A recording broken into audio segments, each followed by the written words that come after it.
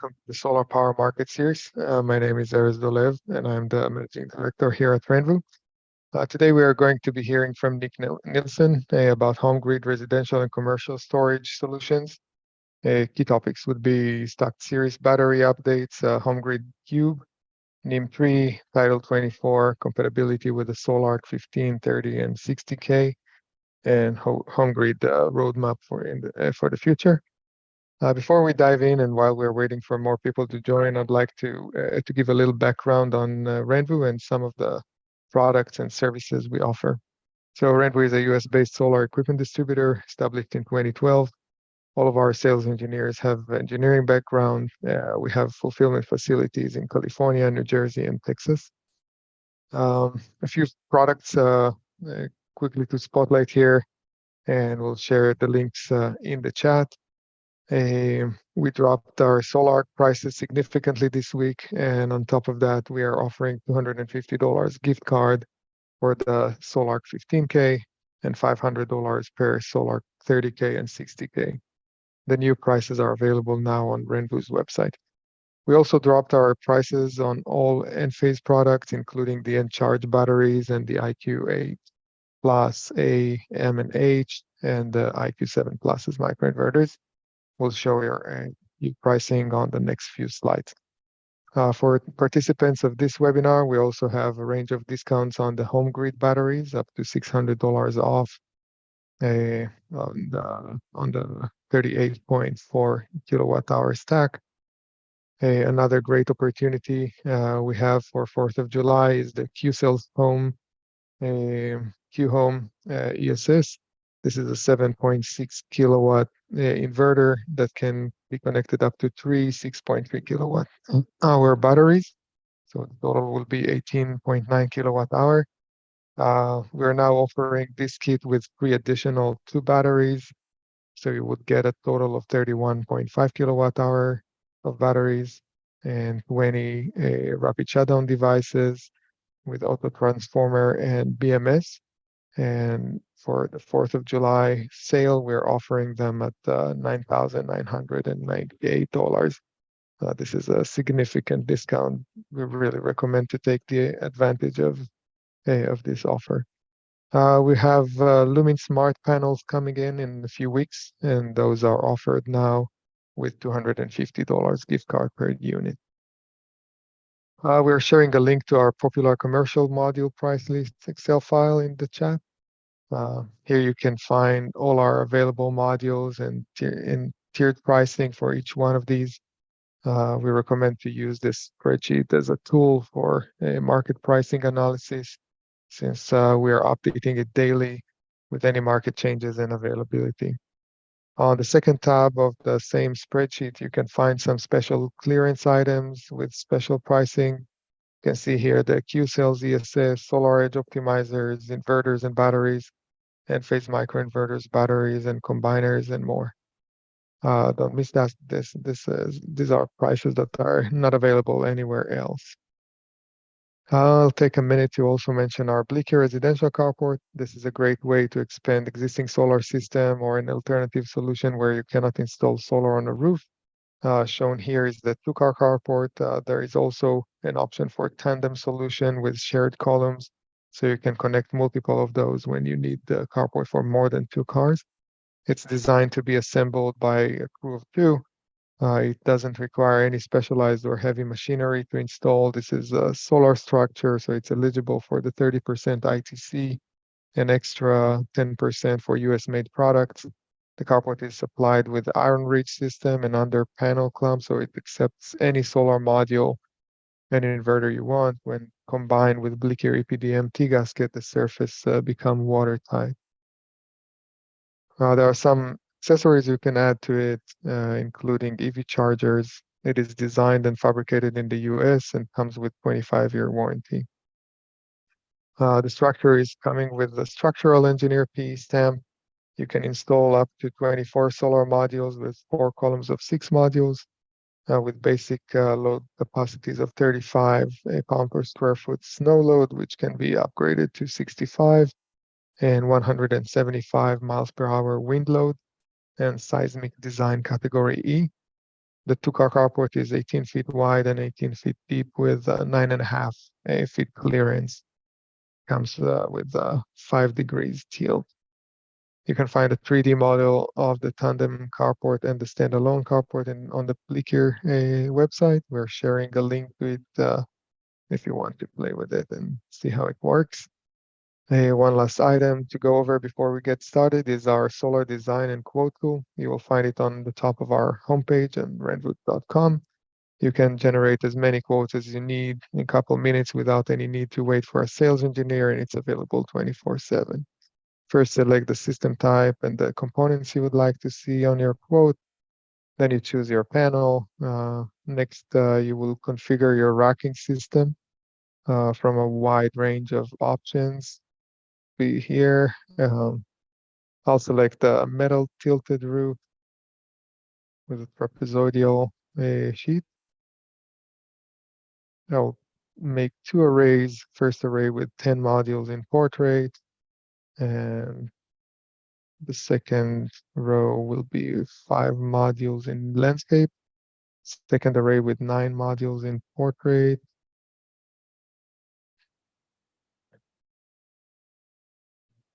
Also like here, black rails and black lumps.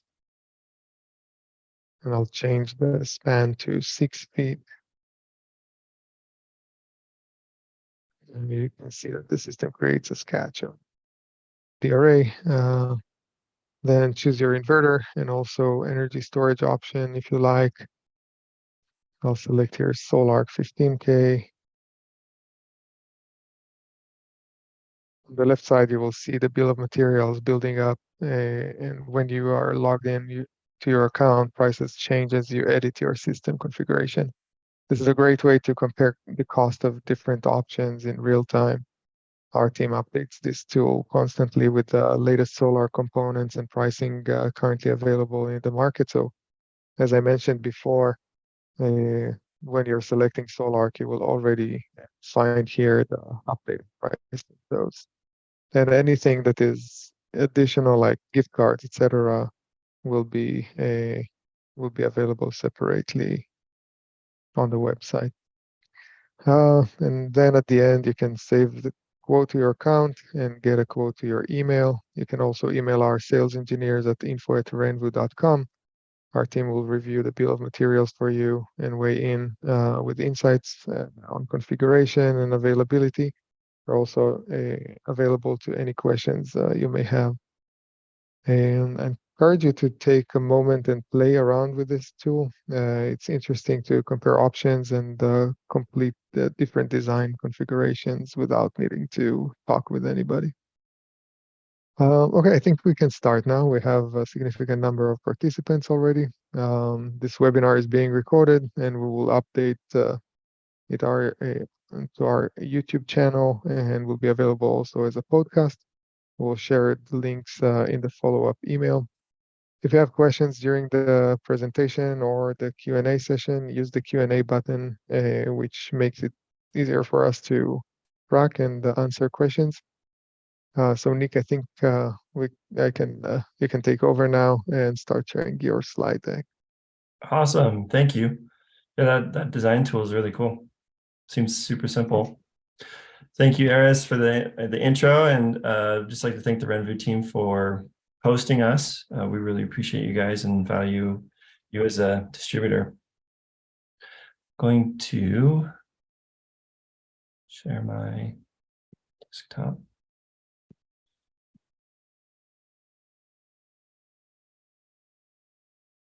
And appreciate everybody for hopping on. I don't know how many of you are familiar with HomeGrid or the products, but today I'd like to talk about a few things. We're going to start with who HomeGrid is, and we're going to discuss the Stack series and the HomeGrid Cube. We're going to talk a little bit about the new net metering 3.0 in California, also Title 24, and we wanted to discuss the roadmap for HomeGrid in the future and our compatibility with Sol-Ark's 15K, their new 30K, and the 60K. So a little bit about us. HomeGrid was acquired by a global battery manufacturer called Lithion a little over 2 years ago. And they have applications in robotics, electric vehicles, construction equipment. They have a few military contracts they're working on, medical equipment. They've even done, batteries for Disneyland roller coasters. And they were actually the original battery in the Segway scooter. So they've been around for a long time, and they are very diversified in a lot of different industries. And HomeGrid was appealing to them because it tapped into the residential battery storage side of the market of batteries. So that's where we come into play. Lithion has manufacturing all over the world. They have engineering all over the world as well, and they're headquartered in Canada. HomeGrid itself is headquartered in Las Vegas. We're in a suburb of Las Vegas called Henderson, Nevada. We just moved into our second 80,000 square foot facility there. And if any of you are ever in Vegas, feel free to reach out. We'd love to give you a tour of the warehouse and introduce you to the tech team and really answer any questions that you may have. We have strong financial backing by TriWest Capital Partners and Koch Industries and some other large investment partners. And with those large investments, we a couple of things come with that. We have the capability to, and do currently have, plenty of inventory. So there's no problem with really getting you product for any projects that you're working on. Also, with our large financial backing, we're not going anywhere anytime soon. So you can feel confident that you can purchase a HomeGrid product and that it's going to be supported, and we will be around to support that for many years to come. So something kind of interesting that I have learned while working with HomeGrid is lithium-ion batteries as an umbrella term. So there's many different chemistries under the lithium-ion battery umbrella. And actually, I think I just saw on the news that the inventor of the original lithium-ion battery just passed away. But there's many different chemistries, but the two that you kind of most commonly hear are nickel manganese cobalt, or NMC, and lithium iron phosphate, LFP or LiFePO4. We use lithium iron phosphate in our batteries, and we were actually founded by engineers that pioneered that chemistry and brought it into the market. So with that, these engineers that founded HomeGrid, they came up with this product line, the Stack series, the Compact series, and the HomeGrid Cube. And today we're going to be mostly focused on the Stack series and the HomeGrid Cube, but there's plenty of information about the Compact series on our website, and encourage you to check it out after our webinar. So to jump into it, the Stack series is basically our bread and butter for HomeGrid. It's a modular battery, and I'm going to hop out of this and show you our website, homegridenergy.com. It's under our products tab. If you go to Stack series, you can scroll down, and there is a video right here, an installation preview. Oh, sorry.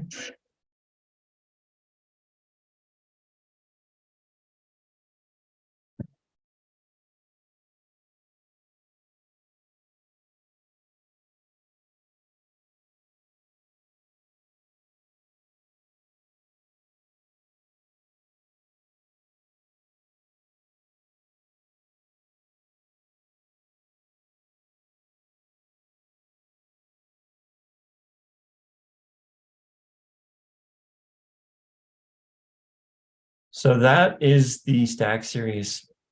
It's modular in design, and as you can see, it stacks on top of itself, hence the name. It stacks like Legos. There's no wiring in between modules. So there's a male-female adapter on the top and bottom of each. The minimum stack is two modules. Each module is 4.8 kilowatt hours. So you start at 2, and you can go all the way up to 8 modules in a single stack. And you can do 15 8 stacks in parallel, getting you over 0.5 megawatt of storage capability, which is massive. We have all the certifications required in the United States for installation, and we passed the 9540 and 9540A test with flying colors. So with the lithium iron phosphate, it's extremely safe. very little risk for thermal runaway or catching on fire. So you can feel confident that when you're putting it in your own home or in a client's home that it's going to be safe. We also use that chemistry because it's got a longer lifespan, so it doesn't degrade as quickly. We also have a very short installation time. So as you saw, because there's no extra equipment needed, you're just basically stacking it and plugging it into each other. The installation time is less than an hour. And that's huge for installers because when you can get into a project, install the battery in less than an hour and move on to your next thing, then you're saving a lot of money as you can save money on that time that you're not using maybe on other batteries that take a little bit longer. Hopping into our spec sheet, which is also on our website, at 4 modules, you're at 19.2 kilowatt hours and you're at 14.4 kilowatts continuous. And that's where we top out. But it's also 300 amps, as you can see right here, which is massive. Basically, what we're saying is that a 4-stack battery, most homes in America have a 120 to 200 amp panel. We have a battery with capability to really power an entire electrical panel, doing full home backup, which is amazing. We're one of the only batteries currently on the market that allows full home backup out of a single, stacked battery. You're not needing to find more space on the wall. If you ever wanted to add to the battery down the road, all you have to do is pop the BMS off, throw some more modules on. You can upgrade your storage in less than 30 minutes. So that's pretty cool. It's IP55 rated, so it is waterproof and particle proof, but we are not NEMA rated. So they do need to be installed either indoors in a garage or like I'm going to be talking about later, we do have an outdoor rated case coming out. Or if you were to build some type of structure around it, basically 3 walls and a roof, like an open garage type structure, that will work as well. We're just really trying to avoid direct UV sunlight and direct weather so that we can just protect it longer and increase the life of the battery. We are a 48-volt battery. So we are compatible with most 48-volt inverters, but we do like Sol-Ark, as mentioned by Eris. The 15K just recently came out. And really, it's one of the only inverters on the market that can pull what we can push. And that's why we like pairing with them, just because if a homeowner wants, full home backup, then we're a battery that can deliver really and tap out, max out what the 15K can do. The next thing I want to talk about is the HomeGrid Cube. So this is an outdoor rated case, which can fit up to 4 8-stacks inside. You can also put 3 Sol-Ark 15Ks on the outside, which would support 208-volt or 3-phase applications for small commercial projects. It's climate controlled with heating and cooling. The output per cube is 45 kilowatts continuous. And if you did 2 in parallel, you can do 90 kilowatts. It can surge 72 kilowatts, and you can fit 153.6 kilowatt hours in a single cube. So you're at 307 for 2 of them. The great thing about these is that everything on the DC side is supplied. So we're trying to make it as easy as possible for you guys. We install the batteries, we stack them up, we add cabling to the batteries. We'll hook the Sol-Arks up as well and plug it all in so that when it's dropped on site, basically all you'll have to do is run all the AC cabling to it and you're ready to go. Here's a few pictures of how it looks shipped. You have the 2 Sol-Arks installed on one end. A third Sol-Ark, if you're wanting it, would be installed on the door. We do take that one off just for sizing and shipping purposes, but it's really easy to just put it back on and plug it back in. You have all your cabling down here. We do have with the Sol-Ark 15K, there's actually 2 positive and 2 negative terminals inputs. And we have a bus bar system, which allows it to connect into a single point for easier install. And then you have your bus bars here and we leave the bases intact, but we take the modules out, we ship it all together, and we'll drop it on site. Is for weight purposes, just so that you can unload it off of the truck. An empty crate is somewhere around 2,000 pounds. So you'll need a forklift that can handle that weight, or it does have the I-rings on top if you wanted to crane it to wherever it needs to go. So NEM 3.0, that's a big thing in California right now. And a lot of people have questions about it. You may be well versed in it, you may not. So I'm going to try and just do a kind of broad overview of what it is with some simple, I guess, calculations or just some simple numbers. It's not exact, but I think it gets the point across pretty well. But basically in this year in April, California switched from NEM 2.0 to NEM 3.0. At NEM 2.0, you were able to produce solar and sell it to the grid, let's say for $1. When solar is no longer producing, at night you have to pull that energy back. And so you buy that back for the same price at $1. So basically you were at a net zero cost or a very low power bill, which in turn would mean that you would kind of only have a solar loan and no power bill. Now with NEM 3.0, you sell it to the grid for 25 cents, any solar that you produce, and you buy it back for $1. So now it's about a 75% cut, meaning that if you have to pull from the grid, you are going to have a power bill and a solar loan. So a lot of people are concerned that their ROI on their investment is going to take a lot longer. But if you have a battery, then that takes care of the problem. But you'll need a battery that can do full home backup. So in this slide, what this is showing basically is if you can produce solar during the day, and instead of sending that out to the grid, send it to a battery. And then once that battery is full, then export any extra. At night, when you're no longer producing, instead of pulling from the grid, you pull from a battery. Our battery allows for whole home backup. So you have a battery that doesn't just keep your lights and your refrigerator on, but it can run your AC, can do well pumps, can really keep your whole house running. So it's kind of like life is not interrupted. We see that string inverters are going to be more popular in the future because it's more efficient. And the reason for that is all solar is produced in direct current. All batteries store solar energy or energy in direct current.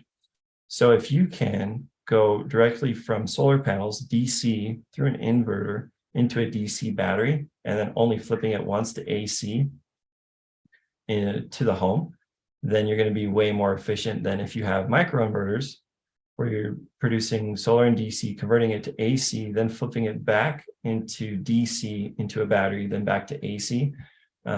All those changes are not going to be present, so you will be more efficient.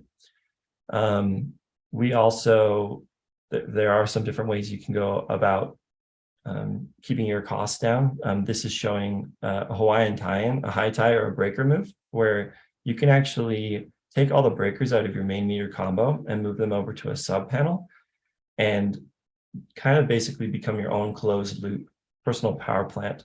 You won't need to upgrade your main meter combo and wait for your electrical company to come out, which also can take a long time and cost a lot of money.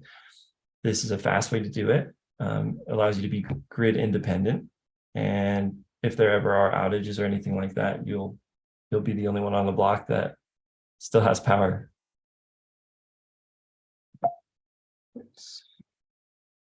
Title 24 is another interesting new regulation that's come into California. And basically what it's talking about is making, well, there's a lot to it. So Title 24 has to do with new home builds and really any new building in California. California's goal is to be 100% energy independent by 2045. And to do that, they're requiring a lot of different things. We could go down this bullet list, but basically you're required to adopt new building methods, which incorporate new energy efficient technology. You build with improved materials. There's different sections of the Title 24, and one of them is cool roofs. And that's talking about using materials that allow for less heat to get into the attic and to allow more heat to escape out. So using newer materials. I think what we wanted to talk about mostly today is part 6, which requires solar panels to be installed on new builds. And that goes for really everything that's being built, commercial and residential. There are a few reasons why solar or this title wouldn't apply. One of them would be that your home is too small to support enough panels, like the roof size. If your home is constantly shaded, like if you're in a lot of trees, then it wouldn't make sense to put solar on there. There's a couple of other reasons, but basically solar panels are required. And those are sized to produce the full annual usage of the home's electricity. Why battery storage systems are becoming more popular and are actually required in some cases are because you're becoming your own personal power plant. So you're not dependent on the grid. You can produce your own energy and pull it from a battery on demand when you need it. Also, without a battery, your solar system will not function. Solar systems have to shut down when the grid goes down because they don't want electricity flowing through those lines when people are working on them, and you don't want anyone to be killed. Batteries will also protect your home from outages in emergency. It basically acts as almost like a backup generator in some cases if you wanted to. Yeah, so you can pull electricity that you've stored from solar throughout the day, and the next day when the sun comes back up, you can refill it. Another cool thing about it is if you put a battery on your home under Title 24, you don't need as big of a solar array. You can downsize it by 25% because it's just saying that basically they're anticipating you exporting a lot of electricity to the grid and then you buying that back or acquiring it later. But if you don't need it because you're filling it with filling that solar or filling up your battery with that solar, you don't need to export as much because it's not required later. Currently, batteries are required on some and actually most new commercial builds. And with that being the case, the HomeGrid Cube is a perfect application for it. But also with this Title 24 constantly evolving and their goal of being completely energy independent, most people see that residential homes are going to require batteries as well.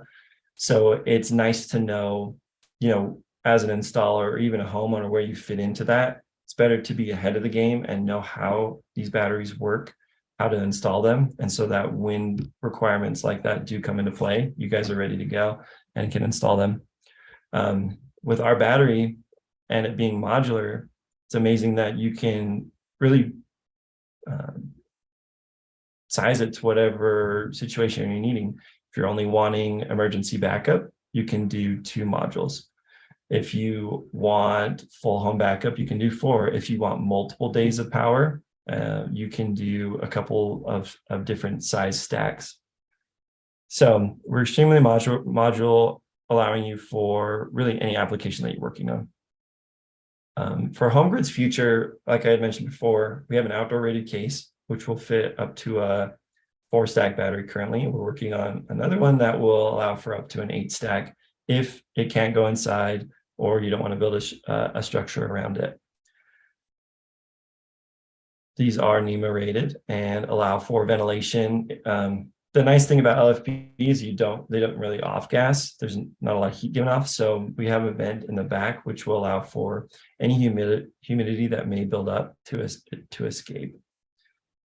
We also have a high voltage BMS. And now when I say high voltage, I'm talking about 260 volts to 400. So it is programmable. And these batteries will be able to work with the new Sol-Ark 30K and the 60K for commercial projects. We just had our engineers give our final testing, and this is now in UL certification process. And we expect these to be available by the end of this year, sometime in September or October. These can also fit in the HomeGrid cubes.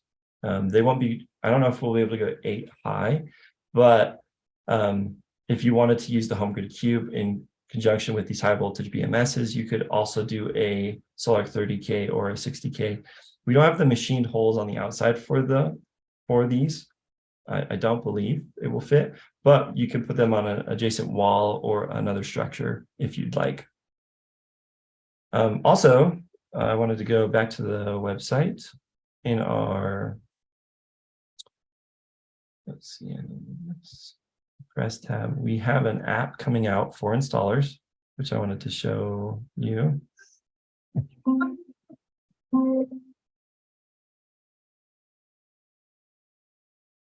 Introducing the new battery management app from HomeGrid. This tutorial will walk through our app features for installers. If you have not yet created an account, reach out to our support team to get started. Whether you have 1 battery in your fleet of installs or 100, you can monitor the status, charge, voltages, and important data for all your systems in one secure location. On the homepage, there are 3 sections that display a quick overview of all your installs. Tap each of them for more detailed information. The device section shows the percentage of systems online and connected to Wi-Fi, as well as those that are disconnected. To view all your systems in the field in further detail, tap the device tool and choose an individual system for a live, real-time display on the state of charge, state of health, voltage, and power output for a selected battery system. The type and alarm section shows a summary of any alarms or faults across your fleet of installs. Tap on this tool to receive a full report about any alerts to keep your systems running smoothly. The final section of the homepage, User Statistics, gives insight into users under your account that may be installing along with you or for you. Depending on your company structure, this tool may or may not apply to you. On the data page, you can view a graphic representation of your system's overall state of charge, voltage, and state of health over periods of days, month, or even years. The Master tab displays data from the BMS level, whereas the Pack tab shows the same data, but on a modular level for each 4.8 kilowatt hour battery pack. Within the Pack tab, tap on the menu at the top right to cycle through each module individually. On the Maintain page, choose a device from the drop-down menu to view a history of alarms and faults. On the Account page, you can update and edit your personal information under your profile. This information will be visible to home or business owners who use the app for monitoring their systems. Here, you can also access your unique installer QR code. This code is required to register any users associated under your account as affiliated installers. To connect a new device to the local Wi-Fi, follow the prompts under the Network tab. Our HomeGrid team is here for you. For frequently asked questions and support, visit our website at homegridenergy.com or contact us at 725-373-5350.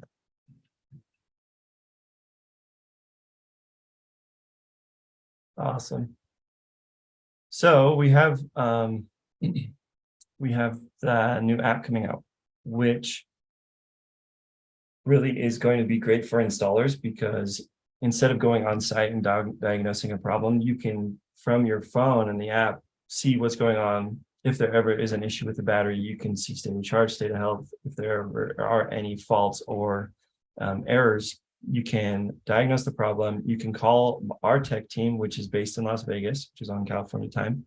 They can help you get any equipment needed if you needed to go out and do a site inspection, and really help you be prepared so that you don't have to do multiple stops to the site, saving you more time.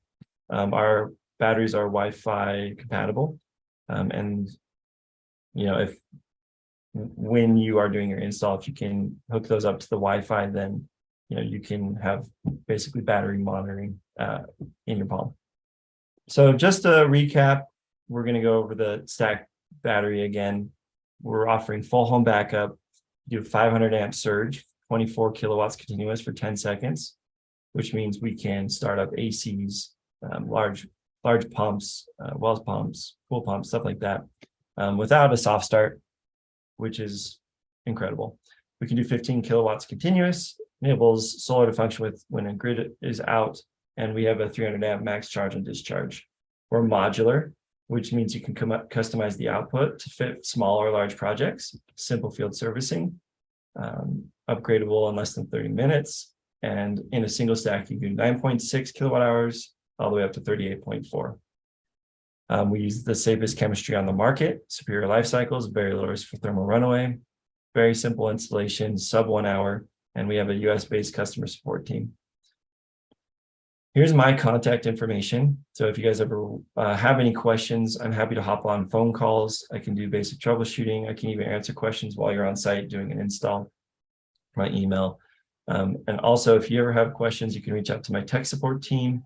That their contact pages, their contact email and number is on our website.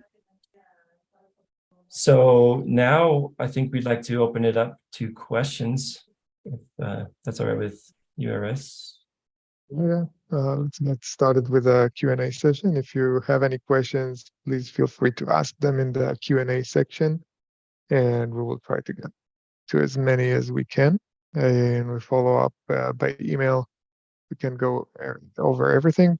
You can also email our sales team in addition to Nick's email or their team at info@renvu.com for more information and pricing. And as I mentioned before, this webinar is being recorded and we will send you a link in a follow-up email. So yeah, let's take a look here.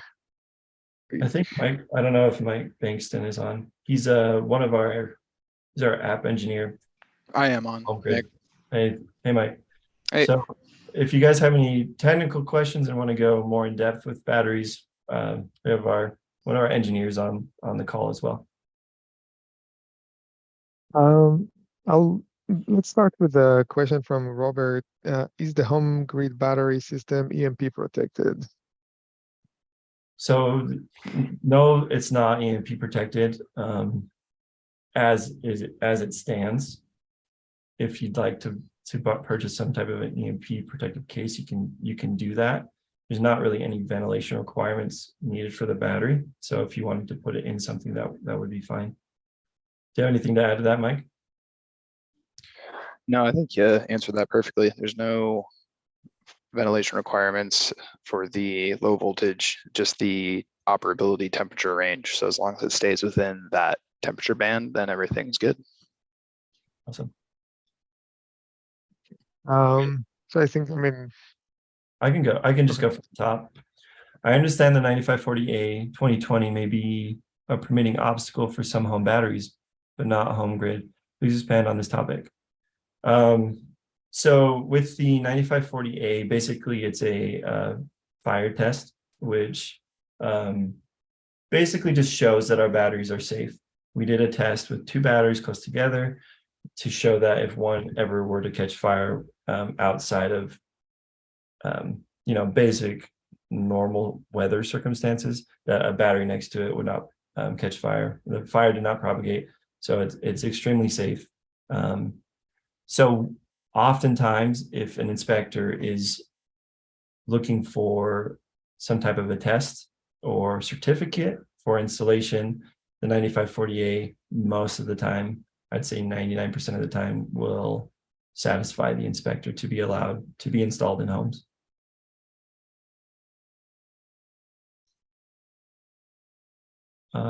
Is the new weather housing suitable for Florida weather? Is there a NEMA or IP rating on it? So it will be NEMA 3R rated. Basically, with the housing, we still don't want them installed in direct sunlight. So if you can put it outside somewhere shaded or on the north side of the home, that's best. But it will be okay outside. Mike, if you wanted to add anything to that. No, I mean, the case doesn't affect the warranty in any way. It's just, an extra option. So we still, like Nick said, would encourage you to not put it in direct sunlight. That's all I can really add to that. I think he answered it pretty well. Cool.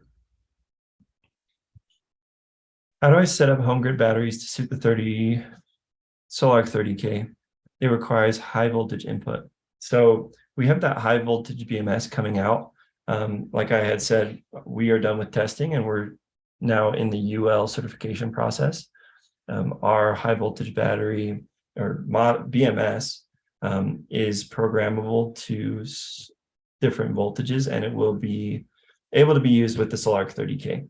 So we expect those high voltage units to be available by September or October of this year, hopefully, as long as all the UL certification processes go smoothly, which sometimes it doesn't, but we've been through it a couple times now, and I think we're going to go quickly this time. So you're going to use the standard packs or the standard, yeah, So 48. we'll be using these same modules. Basically, the BMS is just going to be high voltage. It's about double the size. It's a little bit taller, and it's programmable voltage from 260 up to 400. And then the next one says when it will be available. End of this year, September, October is what we are shooting for. Can you explain about the ability to integrate with higher voltage 30K Sol-Ark? Mike, would you be able to take that one? Can you say that again? Sorry, that was. It says, yeah, you're fine. Can you explain about the ability to integrate with higher voltage 30K Sol-Ark? I don't know if I just answered that, but. I mean, the ability to do it is just determined by the communication protocol for what Sol-Ark has, and like it's how our BMS communicates with the Sol-Ark. That's the only limiting factor. And since we are partnered with them, we are able to communicate perfectly between our two products. As far as connecting it with a physical cable, like you just need to choose a gauge of wire that will meet the standard that you want, like whatever your expected output is going to be. The cable needs to be rated for that ampage. But Awesome. Yeah, it's simple. It's a simple process. And the next one goes right off that. What wiring is involved to connect to the Sol-Ark? So we have basically bus bars coming out of our connectors of our BMS. So you have a single cable coming out. If you're using a Sol-Ark 15K and only one battery, you can use the what's it called? The bus bars, that Sol-Ark 15K bus bar, like I showed in that picture, which will allow you to do a single cable out of our battery and a single cable into the Sol-Ark. And like Michael was saying, you just want to size those cables to the amperage that you're needing for the project. If you're running multiple batteries, you can run the two cables out, the positive and negative cables out of the BMS of our battery into the two connectors on the Sol-Ark 15K. On the 12Ks, they don't have the two positive and negative terminals, so it would just be a single point in to a 12 or an 8K. So very simple. Basically, everything in our battery for installation comes with the battery. We provide lug nuts for one side of the battery cables. You'll need to provide the battery cables and a second set of lug nuts to attach to the inverter that you're attaching the battery to.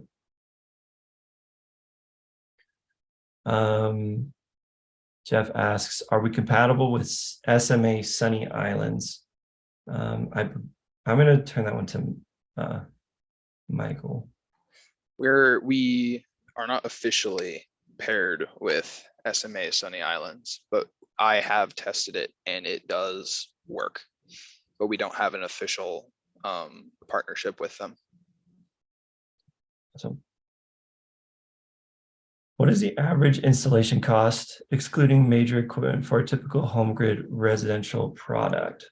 That's a hard question because it depends really on where you're at in the country, but it shouldn't cost a whole lot, because basically when you're getting I don't know if you're a homeowner or installer, but as an installer, basically all you have is the cabling and you'll need the second set of lugs. That's really all you'll need from battery to inverter. And then you're looking at sub 1 hour for installation of or stacking up, taking the batteries out of the box, stacking it up, commissioning it, hooking your cables up, and then plugging that into the Sol-Ark. So it's going to be very quick. But for a specific number, I don't know if I could even really ballpark it. I hope that kind of answers your question.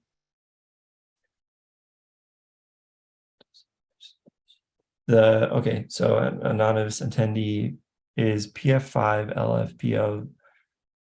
Some other numbers, the SKU connected for CEC listings on the stacked doesn't match the data sheet. I can send that out. We do have the approved SKUs for the CEC listings. When we were acquired, we had some SKU number changes, and we are working on changing that with the CEC. Until then, I can send an email to RENVU, which shows the SKUs for the CEC listings. We will send a follow-up email. Yeah. After the webinar. Actually, if you want to send me, in the chat, I put my email. If you want to send me an email, I could send it to you directly as well. It's just nnielsen@lithionbattery.com. And then I'm going to turn this question over to Michael. It asks, how does the BMS increase to high voltage on the stacks? So there are 3 step-up DC to DC converters in parallel within the high voltage BMS. Basically, how that works, I won't go too in depth here. I don't want to bore anybody and put you to sleep. Pulse wave modulation. So it's not a simple process, but it is effective, it is efficient, and it works really well. There's various ways that you can do it. So there's various methods and control methods, I guess, is what you'd call them, for how you control the actual pulsing. But that's how the voltage is stepped up, and it involves an inductor within the circuitry. Awesome. And what is the advantage of using the high voltage battery? Smaller cables, what else? You're able to use those Sol-Ark 30Ks and the 60Ks.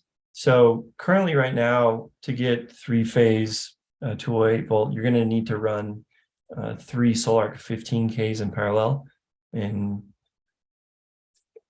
partner with our battery. So with the 30K, you're able to use less equipment. So it's easier for the install. It's just a single inverter. Do you have anything else to add for advantages, Mike? No, pretty much covered it. Awesome. Yeah, and then you're more compatible with small commercial projects, so it's a little bit easier plug and play for those applications. Will your high voltage BMS be compatible with other brands as well, like Solis, for example? We're working on that right now, actually. That's what my day-to-day life is currently, is making that product compatible with other brands other than just the Sol-Ark 30K and 60K.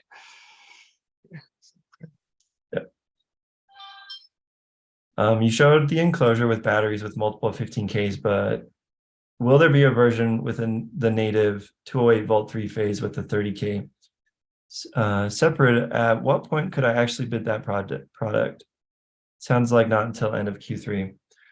Yeah, we have it coming out, and yeah, end of Q3 is probably safest. We do have some numbers around it, but we want to make sure that everything goes through UL, and we're good there before we start bidding projects, just so that customers are happy.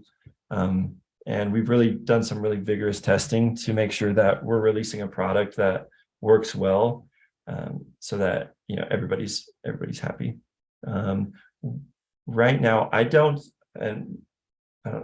Mike, if you know this, but I don't think the 30K currently fits on the HomeGrid Cube. There are some machined holes for the 15 and 12. So if you needed it to fit on the Cube, I don't know if that's going to be something that we do, but it can fit on something, another structure close to it. Yeah, the Or- 30K is pretty bulky. So Yeah. I don't know. We haven't tried to fit it into or on the side of or inside of a cube, but that's something we could definitely, very quickly measure out and see if that's feasible. But with the added size of the high voltage BMS on the I know on the inside, putting the inverters on the inside, that might not be an option. And then on the outside, I guess it just kind of depends on the logistics of all of the wiring, because that's the other thing that one of the things about the cube is all the junction boxes and the wiring out there. So if you put a giant inverter outside, you decrease the amount of working space. And as anyone who's wired in an inverter junction box knows, you want as much working space as possible to make your life easier. Yeah, we appreciate these kinds of questions because we take those questions and we send it to our manufacturing team, and we look for ways to always continually improve our products. So thank you for that. If one of the units in the stack goes bad, how do you determine the bad unit? So one thing with that's great about the stack series is because we run these batteries in parallel, if a stack were to ever go down, the battery is not going to stop running. You still have battery power. To determine if the battery is bad, there's going to be a couple things. If you have the app, you'll be able to see that the module is not communicating. Also, there will be some voltage drop. Mike, if you have any other points on that, how to determine if a module goes down? Well, if the module goes down, the digital display that's on the BMS, it will tell you, it displays how many batteries. It kind of looks like your phone battery indicator would be the best way I could describe. On the top corner of your phone, those little battery icons appear on the bottom of our display.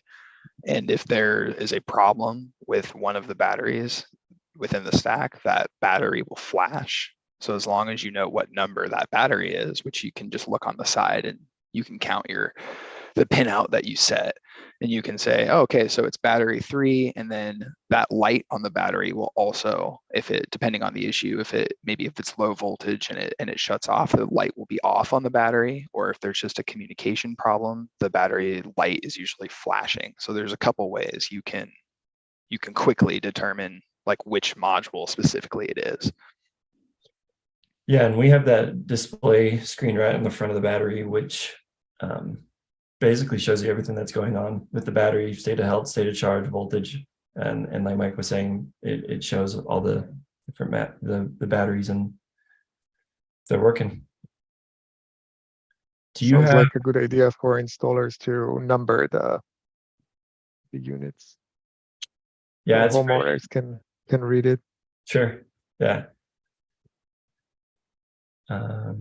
Jim asks, do you have an 8 battery outdoor case? Not yet, but we are, as soon as the 4 stack is released, then we'll be looking into releasing basically a case that fits 5 up to that 8 stack.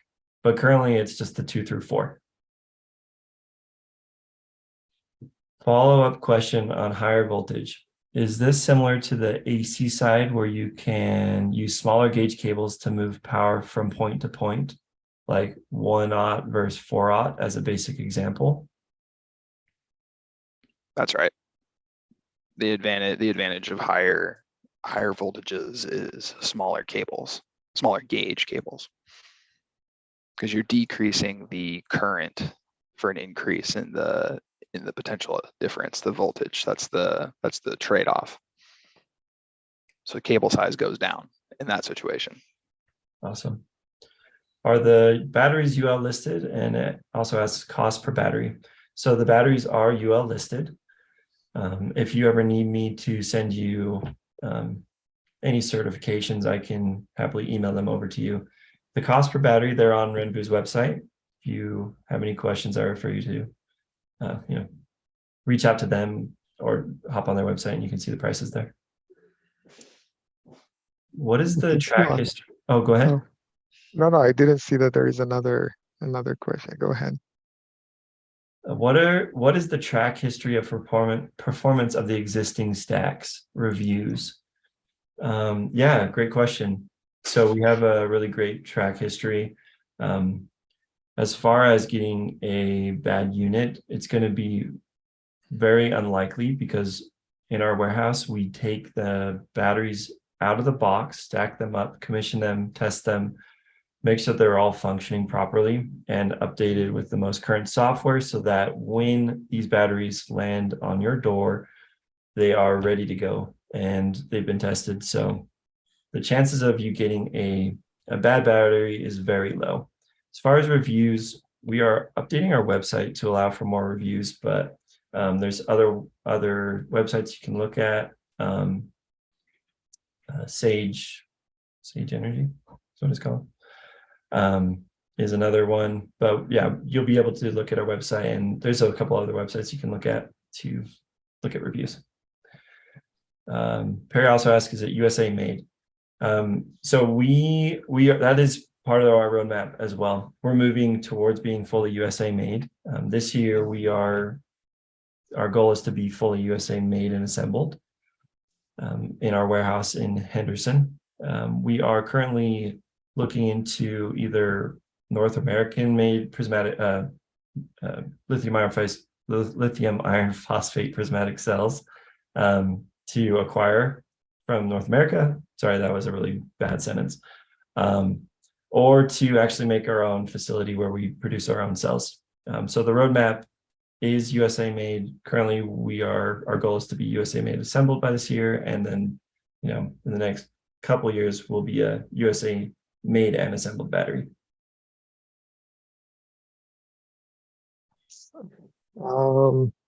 But it's popping up with questions. If you have more questions, don't hesitate to email us or Nick directly. And again, thanks for joining us today, and thanks Nick, and was it Mike? I didn't catch it. Yeah. Yes, yeah.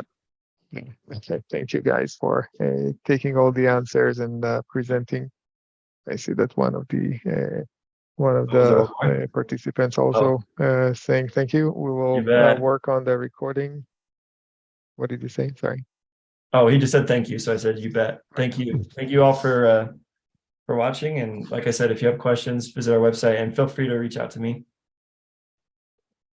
Have a great rest of your week, everybody, and happy 4th of July. Thank you.